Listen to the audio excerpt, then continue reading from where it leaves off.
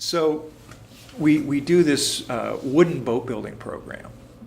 We build wooden boats with kids in an old church basement in South Camden. Some people say, why are you building boats? Well, you teach all kinds of life skills through building boats.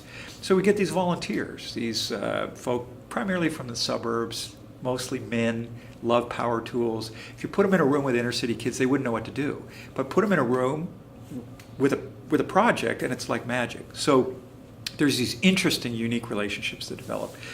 Well, we had a kid a few years ago named Bebbles, and he was 15 at the time, lived in South Camden, and had a rap sheet about as long as my arm. I mean, in and out of juvenile programs, drugs. I mean, his uncle was a drug dealer, and that's all he kind of knew.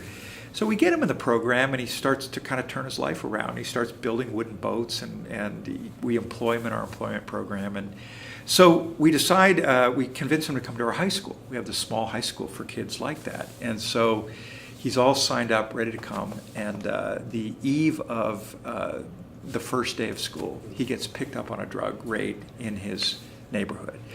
And he's, I think, holding drugs for a friend. He's not dealing, but he's just not good when you're on parole to be doing that. So anyway, so here's a kid, and we know that the book's going to be thrown at him, and he's going to be going off to jail. So the day of his trial, about 35 people from Urban Promise show up. I mean, interns, administrators, because we'd just grown to love this kid. So the whole community is there. Well, the judge is taken aback by the support. And so things are going really well. The docent takes Babels out of the courtroom to do a urine test. Comes back in 5 minutes later. Says, "Judge, we have a problem." The young man manipulated the test. Well, if you ever been punched in the gut, you could just sort of hear this collective sigh in the courtroom. And you could just see the blood coming out of the face of the judge. And, we knew that it was over for this kid. And so the judge adjourns the courtroom and reschedules for 2 weeks later and basically says, if you can find this kid a family outside of the city, I will move in that direction, won't send him away. So we don't know, who wants to take in this kid? Well, this guy, boatbuilder, this middle-aged guy from Morristown, real conservative, accountant, straight-laced guy, steps forward and says, my wife and I, we'll take him in. And so they take this kid in, and they start, they drive him to school, and he eats with the family, and learns what it means to be a husband, and open the door for his wife. And, well, Babels gets through high school. He graduates 3 months early. We send him to Honduras to serve there. He comes back, I'll never forget this, graduation.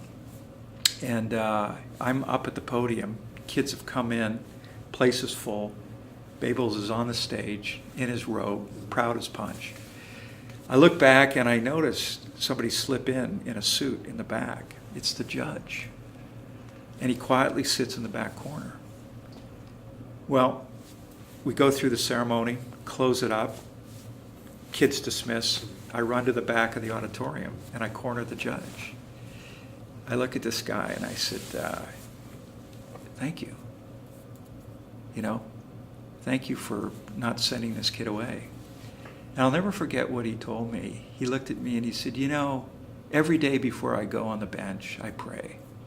And I ask God just to give me eyes to see. And he said, when that kid came in front of me, I just saw something in him. And he said, I just decided at that moment that I would decide not to send him away. And he said, I thought the prosecutors were going to come back at me.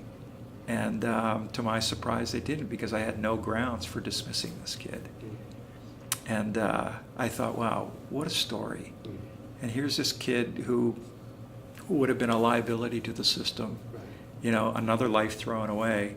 And now he's graduated, he's working, but it took a community. It took multiple people at multiple times to come around this kid. And I believe that that's what it takes. There's no quick fix to this.